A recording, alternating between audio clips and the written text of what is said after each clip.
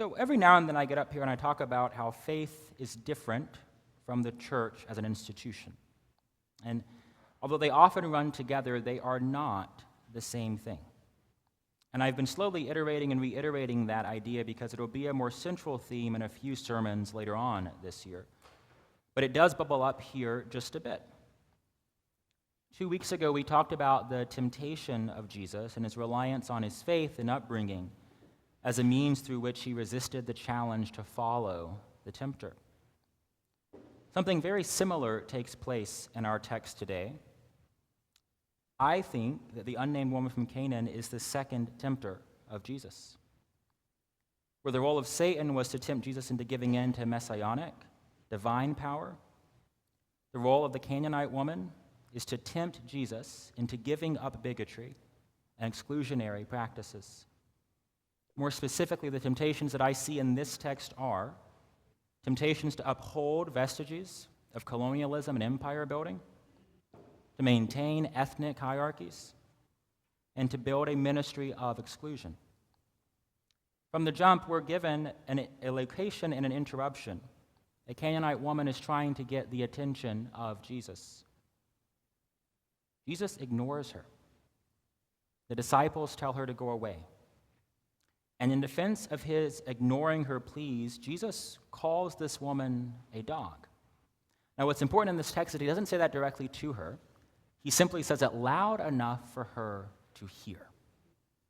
Plausible deniability, but the message is crystal clear. This would be really weird for Jesus to do, but it's important to remember that he is human and part of a culture that at this time is occupying another person's land. In the same way the Romans occupied Palestine and parts of Israel, the Israelites are occupying Canaan. And in that occupation, it might be hard to grasp, but the Canaanite woman is viewed as the foreigner because the Israelites believe they have a claim to her land. She does not belong. And even Jesus excludes her. He defines his ministry in pretty narrow terms, saying, I have been sent only to the lost sheep, only to the people of Israel. But unlike every other person who has ever approached Jesus, this woman persists in her protest. In every interaction throughout the Bible, when folks ask Jesus what he thinks or what he means, he gives an answer, and people sort of say, okay, you're right. In this example, this woman says, wait a minute, I do not think we're finished here. His response is not enough. The lesson that he is trying to offer to her, saying that you can't give to dogs what are given to children, that lesson is not accepted. There is not a cute, neat, bow-wrapped conclusion to this chapter, not yet. In the face of an angry crowd, an angry group of disciples, and even an angry Jesus, this unnamed woman says, call me a dog if it makes you feel better. But even dogs get to eat, and I need to eat. More precisely, she says, yes, Lord, but even the dogs eat the crumbs that fall off their master's table. 2 weeks ago, the tempter challenged Jesus by asking, aren't you the Son of God? And this week, the idea of Jesus as Lord is challenged again. Wilda Gaffney, a womanist theologian, notes that the Canaanite woman has turned that reference, that idea of Jesus as Lord, into a sort of dare, a temptation for him to make clear what kind of Lord he will be. One who maintains what is wrong in the world, or one who confronts and challenges, dares us to imagine the world as it could be. The Canaanite woman is asking, who are you for? I tease this out a bit in my e-news note, but something happens here that really needs to be drawn out. Jesus is changed. His ministry is transformed by this brief interaction with a woman who never received an invitation to be a part of the work that he was doing. And that change occurs not by drawing upon his divinity. It's through drawing upon his humanness, his relationship to other human beings. This narrative ends with Jesus doing exactly what the woman asked. Her daughter is healed, and he praises her faith. Faith that neither he nor the disciples had. Faith in a ministry that could be big enough to fulfill the law and yet bigger still to include people for whom that law and those prophets didn't really speak to. The Canaanite woman who isn't even named, and that's important too. In this story, she is always and only marked, first as a foreigner, second by her gender. We could have made a name up, but we did not do that, and I think that still speaks volumes. She dared to imagine a faith that was welcoming enough to include her and powerful enough to heal. And let's be crystal clear here, I don't think this was easy for her to do either. In the story of All Ages, we heard that when some folks were invited, they get a little bit nervous. This woman didn't have an invitation, and she was clearly super nervous. She was an oppressed person approaching a man who people were beginning to think was the Messiah of the very people who were oppressing her. Her gods were different, her prophets were different, her teachings were different, and yet here she was begging this man, asking this man for help. An Israelite of all people to help save her daughter. I like to believe that Jesus also noticed how hard that must have been for her. And I hope that we don't lose track of that reality, too. All of this has made me think a lot about how the church and faith are moving in sync or out of sync right now in this season of not just the world in which we live, but also the life of the church. And I think that the reality simply is that the church and faith are struggling to sync up right now. Every single day, people show up in congregations expressing a faith that dares the institution and everyone within it to imagine a different kind of ministry, a ministry that moves away from the stated assumption or sense of this is how we always do it, or this is what we're here for, and instead is urging them to respond to the unlikely person or people who show up saying, this is what I need. Can you be for me too? The balance of that dance doesn't say stop everything or give up the things you know. Notice the actions of the Canaanite woman here. She doesn't say, Jesus, stop teaching, nor does she say, Jesus, leave your people. She simply says, I would like to be included here. Is your ministry big enough to include someone like me? Are you open to doing what you've always done in a new or different way? And Jesus first says no, and then says yes, actually.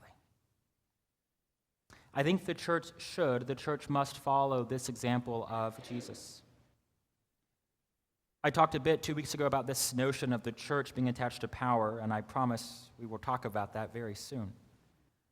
But part of coming down from power is dropping the notion that you know best, first and always.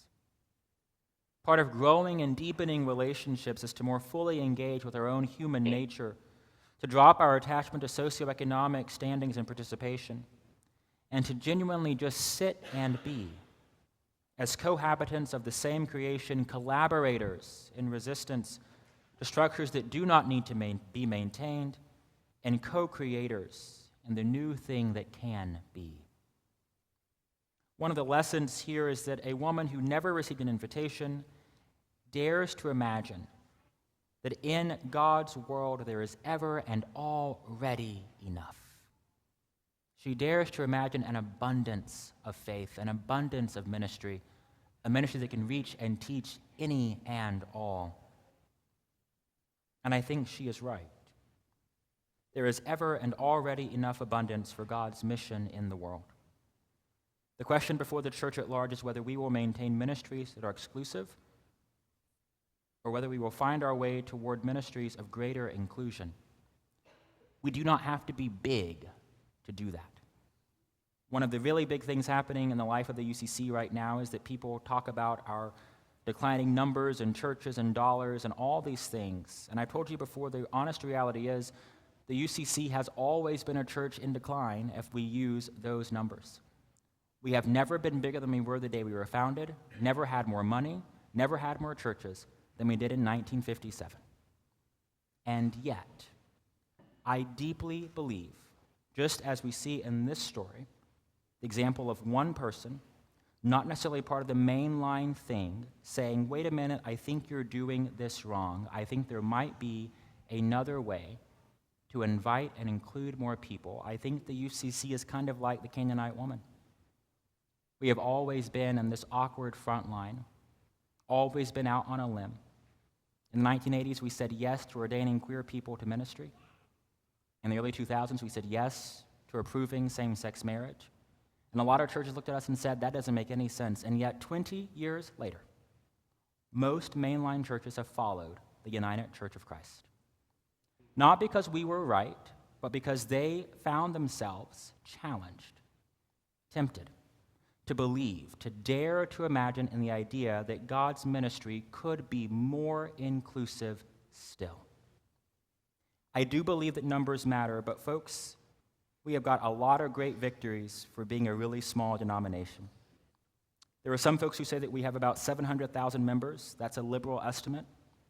If we actually went through all of our roles of membership and took out adult children who do not come and all those folks, we'd probably have about 450,000 people in the UCC. That is 1.6 million fewer people than we did the day that this denomination was founded.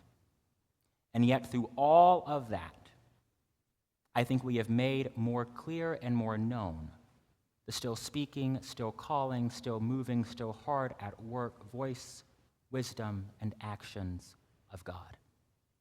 I want to be clear. I want to see more people sitting in the pews here. But I don't want us to be caught up in the idea that every single thing we do has to be about getting more people to show up and sit down in this place.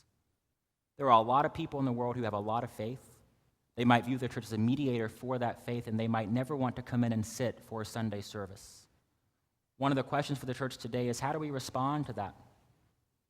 How do we journey alongside folks like that, who want to do a lot of the same things that we feel called to do, perhaps for different reasons, but they don't really ever want to sit in a space like this for an hour, even once a week? How do we find a thing that says, yes, you are part of the invitation to? Yes, indeed, y'all means all. God's y'all means all y'all.